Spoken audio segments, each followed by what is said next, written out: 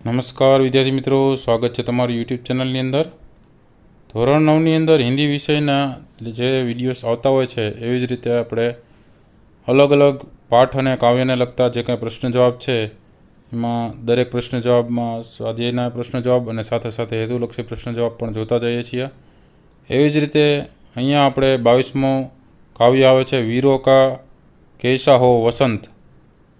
એ કાવ્યનો પ્રકાર છે પદ્ય અને આપેલું છે સુભદ્રા કુમારી ચૌહાણે। એમનો જન્મ ઈસવીસન 1904માં થયેલું અને મૃત્યુ નિધન છે ઈસવીસન 1948માં થયેલું। તો વીરો કા कैसा हो वसंत એ કાવ્યને આધારિત જે કંઈ પ્રશ્ન જવાબ છે એ દરેક પ્રશ્ન જવાબની અહીં આપણે ચર્ચા કરવાના છીએ। તો દરેક સ્વાધ્યાયના પ્રશ્ન જવાબ છે એ તમે અંત સુધી જોજો। વિડીયો ગમે તો લાઇક કરજો, કોમેન્ટ કરજો, સાથે તમારા મિત્રોને પણ વિડીયો જરૂરથી શેર કરજો। જોતા જઈએ અલગ અલગ પ્રશ્ન જવાબ જે આવનારી પરીક્ષા માટે પણ ઘણા બધા ઉપયોગી થશે। પ્રશ્ન પહેલો છે, નિમ્નલિખિત प्रश्नों के उत्तर 5-6 वाक्य में लिखिए। તો જે કંઈ ફુદેવડીવાળા જે કંઈ પ્રશ્ન જવાબ છે બધા સ્વાધ્યાયના પ્રશ્ન જવાબ છે, સાથે બીજા અમુક વધારાના પણ જોવા મળશે, બરાબર। જ્યાં ફુદેવડીવાળા હોય તો બધા સ્વાધ્યાયના જ છે। જોઈએ પહેલો પ્રશ્ન છે એમાં, वीरों का कैसा हो वसंत इस पंक्ति को अपने शब्दों में कविता के आधार पर समझाइए। तो एमनो जवाब था कि वसंत ऋतु चारों तरफ बिखरे अपने प्राकृतिक सौंदर्य के कारण सबसे सुंदर ऋतु मानी जाती है।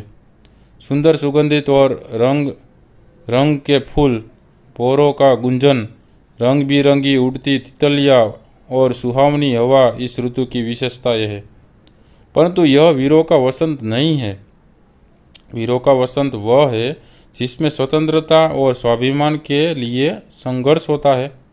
वीरों का वसंत वह है जिसमें अन्याय और अधर्म का नाश करने के लिए शूरवीर हंसते हंसते अपना बलिदान देते हैं। दूसरा वाला प्रश्न है, हल्दी घाटी और सिंहगढ़ से कवयित्री का क्या तात्पर्य है। उसका उत्तर है, मुगल सम्राट अकबर अनेक राजपूत राजाओं को अपने अधीन करना चाहता था, परंतु सफल नहीं हुआ। महाराणा प्रताप अपनी स्वाधीनता गंवाने के लिए तैयार नहीं हुए। अंत में हल्दी घाटी के मैदान में अकबर और राणा प्रताप की सेनाओं में भयंकर युद्ध हुआ। इसी प्रकार सिंहगढ़ भी मुसलमान शासक के अधीन था। उस पर अधिकार करने के लिए शिवाजी महाराज के वीर सरदार तानाजी ने उस पर आक्रमण किया। कड़ी टक्कर के बाद सिंहगढ़ हाथ में आ गया, पर अद्भुत वीरता दिखाते हुए तानाजी मालसूरे शहीद हो गए। कवयित्री का कहना चाहती है कि हल्दी घाटी और सिंहगढ़ के संघर्ष बताते हैं कि वीरों का वसंत कैसा होना चाहिए। तीसरा वाला है कलम बंदी स्वच्छंद नहीं, संसद संदर्भ समझाइए। तो उसका उत्तर लिख सकते हैं, वीरों का कैसा हो वसंत यह कविता तब लिखी गई थी जब देश पर अंग्रेज़ों का शासन था। अंग्रेजी सत्ता ने देश में दमन चक्र चला रखा था। उस समय अंग्रेज़ों के अन्याय के विरुद्ध लिखना अपराध माना जाता था। ऐसा लिखने वालों को कड़ी सजा दी जाती थी, उनकी रचनाएं जब्त कर ली जाती थी। उसी संदर्भ में कवयित्री लिखती है कि मेरे लिखने पर पाबंदी है, मैं चाहूँ तो भी कुछ खुलकर लिख नहीं सकती। उसके बाद प्रश्न दूसरा है, निम्नलिखित प्रश्नों के उत्तर 2-3 वाक्य में लिखिए, जिसमें जो भी स्टार वाले हैं वो सभी स्वाध्याय के प्रश्न जवाब है। पहला वाला है, वीरों का कैसा हो वसंत ऐसा कौन कौन पूछ रहे हैं। तो उसका उत्तर होगा, वीरों का कैसा हो वसंत ऐसा हिमालय पर्वत, सागर, पूर्व पश्चिम दिशाएं, पृथ्वी और आकाश तथा क्षितिज भी यही प्रश्न पूछ रहे हैं। दूसरा वाला प्रश्न है, कह दे अतीत अब मौन त्याग ऐसा कवयित्री ने क्यों कहा है। उसका उत्तर है, देश के इतिहास में वीरता और पराक्रम दिखाने वाले अनेक शूरवीर हो गए हैं। इनसे हम अपनी स्वाधीनता और गौरव की रक्षा के लिए बलिदान देने का पाठ सीखते हैं। इसलिए कवयित्री ने कह दे अतीत अब मौन त्याग ऐसा कहा है। तीसरा प्रश्न है, रंग और रण का विधान कैसे है। तो उसका उत्तर है, एक और कोयल की ताने और वसंत के रंग है तथा दूसरी ओर मरु पर युद्ध के गीत गाए जा रहे हैं। इस तरह एक दूसरे की विरोधी प्रवृत्तियों के कारण रंग और रण का विधान है। चौथा वाला प्रश्न है, किन ऐतिहासिक घटनाओं के आधार पर कवयित्री ने वीरों का वसंत बताया है?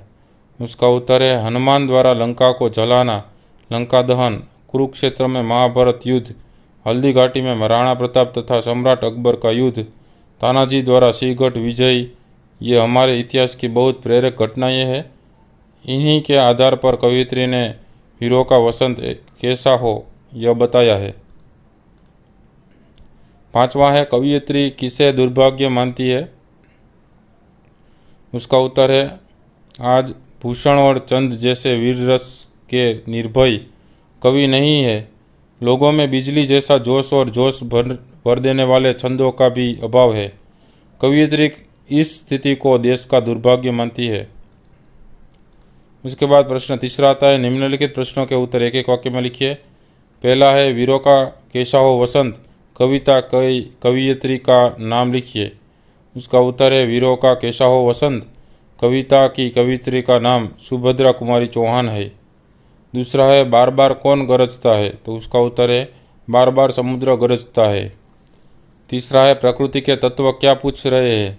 उसका उत्तर है प्रकृति के तत्व पूछ रहे हैं कि वीरों का वसंत कैसा होना चाहिए। उसके बाद चौथा प्रश्न है, वसुधा में क्या परिवर्तन आया? उसका उत्तर है वसुधा रूपी वधु का अंग अंग पुलकित हुआ है। पांचवा प्रश्न है, कवि कुरुक्षेत्र से क्या कहते हैं?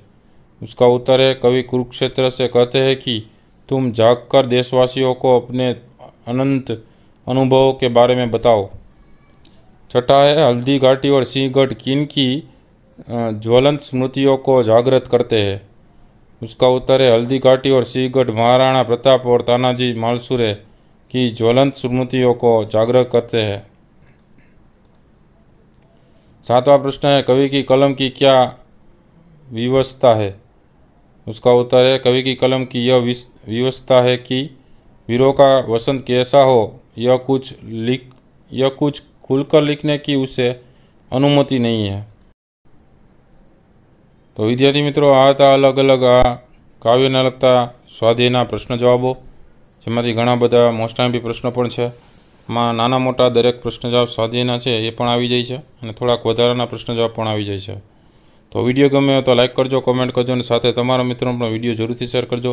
સાથે ચેનલને સબસ્ક્રાઈબ ન કરી હોય તો ચેનલને સબસ્ક્રાઈબ કરીને બેલ આઇકન પર ક્લિક કરી દેજો, જેથી કરીને નવા જેટલા વિડીયોઝ મુકાય છે એની નોટિફિકેશન દ્વારા તમને જાણકારી મળતી રહેશે। કેવો વિડીયો મુકાયેલો છે તો તમે તાત્કાલિક જોઈ શકશો। તો વિદ્યાર્થી મિત્રો, આવા વિડીયોઝ છે જોતા રહેજો। આના સિવાયના બીજા પાર્ટના અને કાવ્યના પણ ઘણા બધા મુકાઈ ગયા છે। એ જોવા હોય તો ઉપર પ્લેલિસ્ટમાં જજો। પ્લેલિસ્ટમાં નીચે સ્ટાન્ડર્ડ 9નું હિન્દીનું પ્લેલિસ્ટ છે। એ હિન્દીના પ્લેલિસ્ટમાં ઘણા બધા આવા પાઠને કાવ્યના સ્વાધ્યાયના અને વ્યાકરણલક્ષીને વિશેષ પ્રશ્નોત્તર વધારાના પ્રશ્ન જવાબ છે એ પણ તમને એમાં જોવા મળશે દરેક પાઠને કાવ્યના આધારે। તો એ ન જોયેલા હોય તો એ પણ જોઈ લેજો, બરાબર। ફરી પાછા નવા વિડીયો સાથે મળીશું, ત્યાં સુધી તમારી કાળજી રાખજો। Thank you very much and take care.